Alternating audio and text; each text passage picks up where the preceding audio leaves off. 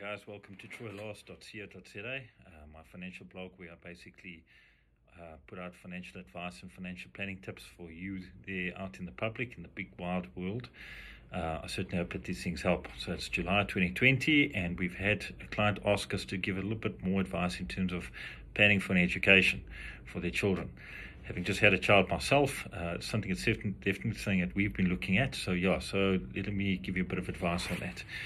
So in terms of when you're looking at providing for education, there's two areas that you need to have a look at, and that is risk and investment. So risk, what I mean by that, I'm talking about the risk of you dying, the risk of you becoming disabled and not being able to honor your financial obligations in terms of providing for your child's education.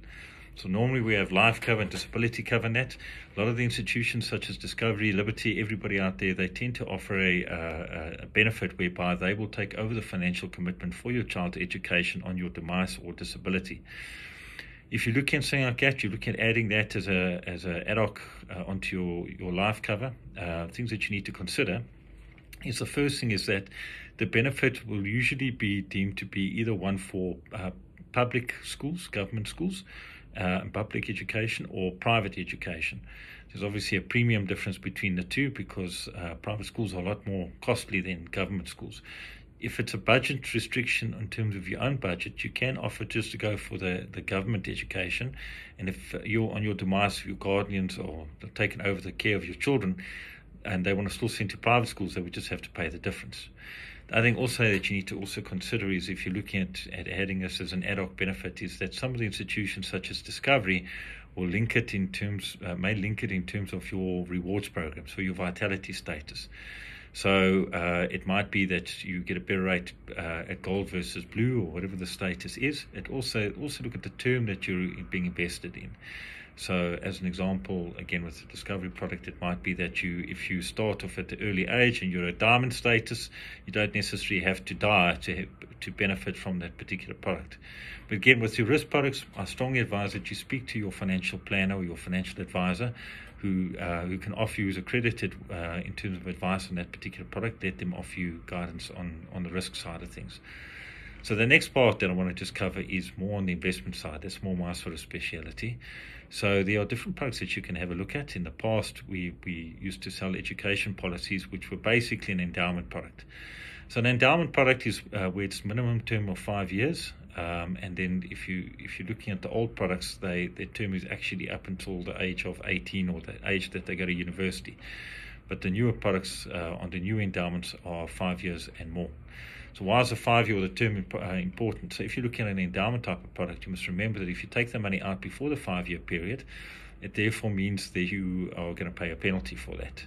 The other thing to also consider if you're going the endowment route is that you cannot increase your contributions by more than 20% per year. If you do, it starts off as a whole new policy. So the advantage of the endowment, the first thing is that there's a beneficiary. The second thing is that in terms of tax, it's tax-free at the end. However, be careful on that because it's actually taxed within the fund by the institution that's holding that particular endowment. So the other choice, and the choice that I would far greater go with, would be a unit trust. I'd rather put a unit trust into the child's name, and I'm going to tell you why, for a couple of reasons. The first reason is that the unit trust will basically allow you to make ad hoc contributions. You can increase contributions, you can bring down the contributions, very flexible in terms of that. You're not capped at 20% like you are on the endowment. The other portion also is the fact that you can take a holiday premium if you're going through a difficult time. So the flexibility is there.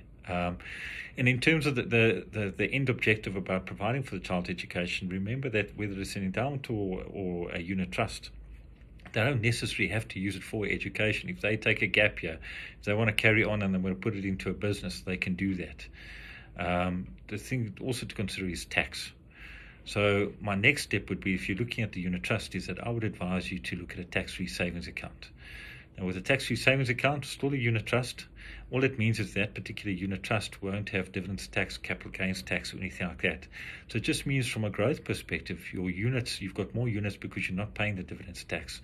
So that'll add again towards a contribution towards growth. And again, it's tax efficient. I would also advise that you put it in the child's name for the simple reason that a unit trust, unlike an endowment, doesn't offer a beneficiary. So if it's in the child's name, if something happens to you, that's fine. It won't affect, the money doesn't go into an estate. It's in the child's name already. Now, you might say to me, okay, but the child's going through school, they're not going to have a tax burden. It might very well be, but they might decide to use that money going forward for other needs or keep it going. In which case, if you've been contributing to that for many, many years, you'll have quite a big capital amount, and you want to prevent the event of capital gains tax.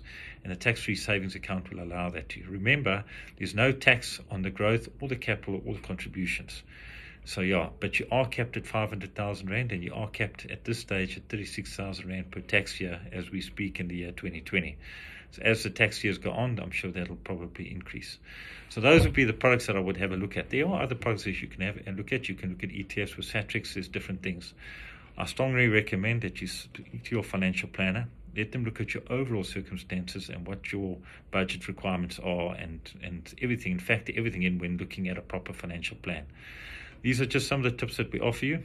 Please, guys, drop us more lines. Tell us what you're looking for. We certainly hope that the client that has asked us to cover information on some educational planning, I hope that helps you. If you don't have a financial planner, please drop us a line, Troy, Troy, at troylas, troylas.co.za, and we'll try and help you as best as what we can. All the best, and I hope you all stay safe. God bless, and be good to each other. We'll chat to you soon.